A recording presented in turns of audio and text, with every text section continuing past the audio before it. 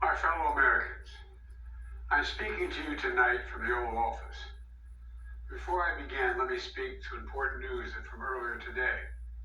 After 8 months of non-stop negotiation, my administration, a ceasefire and a hostage deal has been reached by Israel and Hamas, the elements of which I laid out in great detail in May of this year. This plan was developed and negotiated by my team and will be largely implemented by the incoming administration. That's why I told my team to keep the incoming administration fully informed, because that's how it should be, working together as Americans. This will be my final address to you from the American people from the Oval Office, from this desk as president. And I've been thinking a lot about who we are, and maybe more importantly, who we should be. Long ago, in New York Harbor, an iron worker installed beam after beam, day after day. He was joined by steel workers, stonemasons, engineers. They built not just a single structure, but a beacon of freedom. The very idea of America was so big, we felt the entire world needed to see. The Statue of Liberty, a gift from France after our Civil War. Like the very idea of America, it was built not by one person, but by many people, from every background and from around the world. Like America, the Statue of Liberty is not standing still. Her foot literally steps forward atop a broken chain of human bondage. She's on the march, and she literally moves. She was built to sway back and forth to withstand the fury of stormy weather, to stand the test of time because storms are always coming. She sways a few inches, but she never falls into the current below. An engineering marvel. The Statue of Liberty is also an enduring symbol of the soul of our nation. A soul shaped by forces that bring us together and by forces that pull us apart. And yet through good times and tough times, we've withstood it all. A nation of pioneers and explorers, of dreamers and doers, of ancestors native to this land, of ancestors who came by force, a nation of immigrants who came to build a better life, a nation holding the torch of the most powerful idea ever in the history of the world, that all of us are created equal, that all of us deserve to be treated with dignity, justice, and fairness, that democracy must defend and be defined and be imposed, moved in every way possible. Our rights, our freedoms, our dreams. But we know the idea of America, our institution, our people, our values that uphold it, are constantly being tested.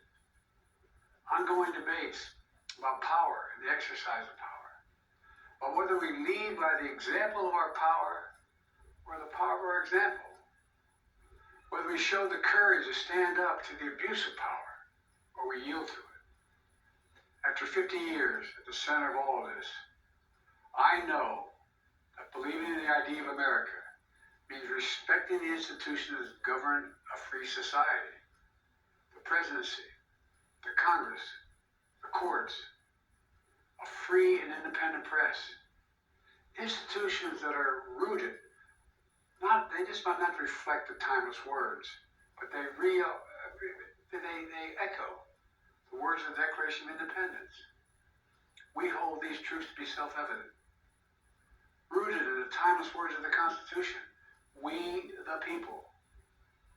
Our system of separation of powers, checks and balances, may not be perfect, but it's maintained our democracy for nearly 250 years, longer than any other nation in history that's ever tried such a bold experiment.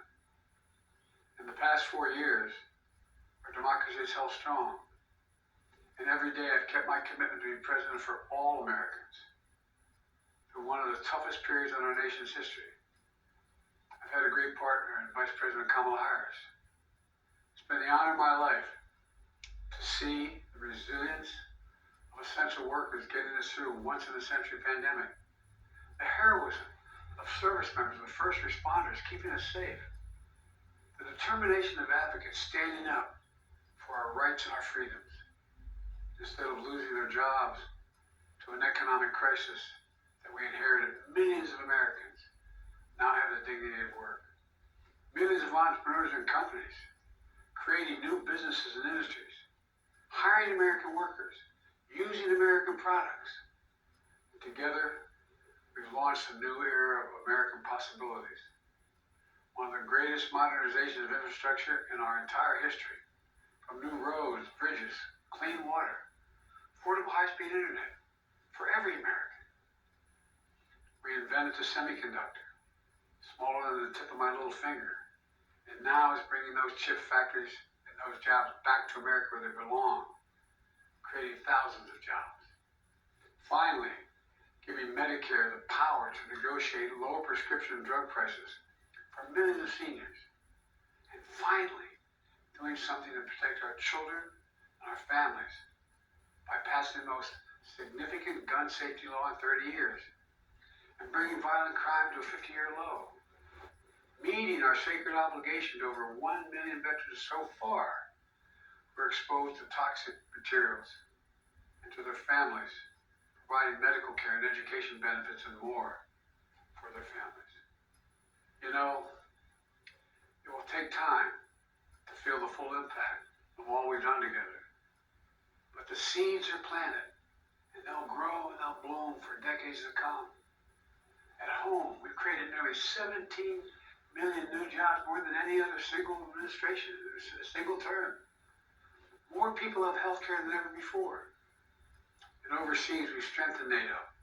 Ukraine is still free. And we pulled ahead of our competition with China. And so much more. I'm so proud of how much we've accomplished together for the American people. And I wish the incoming administration success, because I want America to succeed. That's why I've held my duty to ensure a peaceful and orderly transition of power, to ensure we lead by the power of our example. I have no doubt that America is in a position to continue to succeed. That's why my farewell address tonight, I want to warn the country of some things that give me great concern. This is a dangerous and that's a dangerous concentration of power in the hands of a very few ultra-wealthy people. The dangerous consequences if their abuse of power is left unchecked. Today, an oligarchy is taking shape in America of extreme wealth, power, and influence that literally threatens our entire democracy, our basic rights and freedoms, and a fair shot for everyone to get ahead. We see the consequences all across America, and we've seen it before. More than a century ago, the American people stood up to the robber barons back then and busted the trusts. They didn't punish the wealthy. They just made the wealthy play by the rules everybody else had. Workers want rights to earn their fair share. You know, they were dealt into the deal, and it helped put us on a path to building the largest middle class, the most prosperous century any nation in the world has ever seen. We've got to do that again. In the last 4 years, that's exactly what we've done. People should be able to make as much as they can, but play by the same rules, pay their fair share in taxes. So much is at stake. Right now, the existential threat of climate change has never been clearer. Just look across the country, from California to North Carolina. That's why I signed the most significant climate and clean energy law ever in the history of the world. And the rest of the world is trying to model it now. It's working, creating jobs and industries of the future. Now we've proven we don't have to choose between protecting the environment and growing the economy. We're doing both. But powerful forces want to wield their unchecked influence to eliminate the steps we've taken to tackle the climate crisis, to serve their own interest for power and profit. We must not be bullied into sacrificing the future of our children and our grandchildren. We must keep pushing forward and push faster. There's no time to waste. It's also clear that American leadership in technology is an unparalleled source of innovation that can transform lives. We see the same dangers, the concentration of technology, power, and wealth. In his farewell address, President Eisenhower spoke of the dangers of the military-industrial complex. He warned us then about, and I quote, the potential for the disastrous rise of misplaced power, end of quote. 6 decades later, I'm equally concerned about the potential rise of a tech-industrial complex that could pose real dangers for our country as well. Americans are being buried under an avalanche of misinformation and disinformation, enabling the abuse of power. The free press is crumbling. Editors are disappearing. Social media is giving up on fact-checking. The truth is smothered by lies told for power and for profit. We must hold the social platforms accountable to protect our children, our families, and our very democracy from the abuse of power. Meanwhile, artificial intelligence is the most consequential technology of our time, perhaps of all time. Nothing offers more profound possibilities and risk for our economy and our security, our society, for humanity. Artificial intelligence even has the potential to help us answer my call to end cancer as we know it.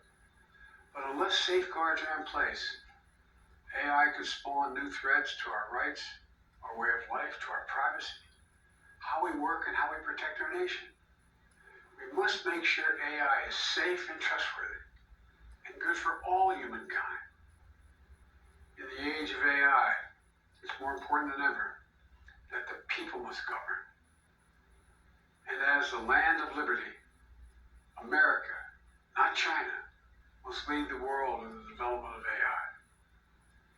The years ahead will help to be, it's going to be up to the presidency, the Congress, the courts, the free press, and the American people to confront these powerful forces.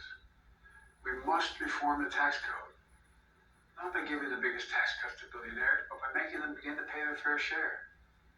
We need to get dark money. That's that hidden funding behind too many campaign contributions. We need to get it out of our politics. We need to enact an 18-year time limit, term limit, time and term, for the strongest ethics and the strongest ethics reforms for our Supreme Court. We need to ban members of Congress from trading stock while they're in the Congress. We need to amend the Constitution to make clear that no president is immune from crimes that he or she commits while in office. The president's power is not limited. It's not absolute. It shouldn't be. And in a democracy, there's another danger to the concentration of power and wealth. It erodes a sense of unity and common purpose. It causes distrust and division. Participating in our democracy becomes exhausting and even disillusioning. And people don't feel like they have a fair shot. We have to stay engaged in the process. I know it's frustrating. A fair shot is what makes America, America. Everyone's entitled to a fair shot, not a guarantee, just a fair shot, an even playing field. Going as far as your hard work and talent can take you. We can never lose that essential truth, remain who we are. I've always believed, and I've told other world leaders, America can be defined by one word: possibilities. Only in America do we believe anything is possible. Like a kid with a stutter from modest beginnings in Scranton, Pennsylvania, and Claremont, Delaware, sitting behind this desk in the Oval Office as President of the United States. That's the magic of America. It's all around us. Upstairs in the residence of the White House, I've walked by a painting of the Statue of Liberty I don't know how many times. In the painting, there's several workers climbing on the outstretched arm of the statue that holds the torch. It reminds me every day I pass it of the story and soul of our nation and the power of the American people. There's a story of a veteran. This is a veteran, son of an immigrant, whose whose job was to climb that torch and polish the amber panes so rays of light could reach out as far as possible. He was known as the keeper of the flame. He once said of the Statue of Liberty, quote, "speaks a silent universal language, one of hope, that anyone who speaks freedom can understand." Yes, we sway back and forth to withstand the fury of the storm, to stand the test of time. A constant struggle, a short distance between peril and possibility. But what I believe is the America of our dreams is always closer than we think. It's up to us to make our dreams come true. Let me close by stating my gratitude to so many people, to the members of my administration, as well as public service and first responders across the country and around the world. Thank you for stepping up to serve. To our service members and their families, it's been the highest honor of my life to lead you as Commander-in-Chief. And of course to Kamala and our incredible partner, the historic Vice President. She and Doug have become like family, and to me, family's everything. My deepest appreciation to our amazing First Lady who's with me in the Oval today. For our entire family. You're the love of my life and the life of my love. My eternal thanks to you, the American people. After 50 years of public service, I give you my word.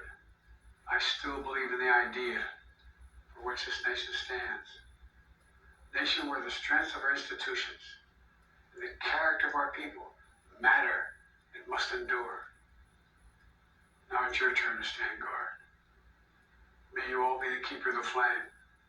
May you keep the faith. I love America. You love it too. God bless you all. May God protect your truth. Thank you for this great honor.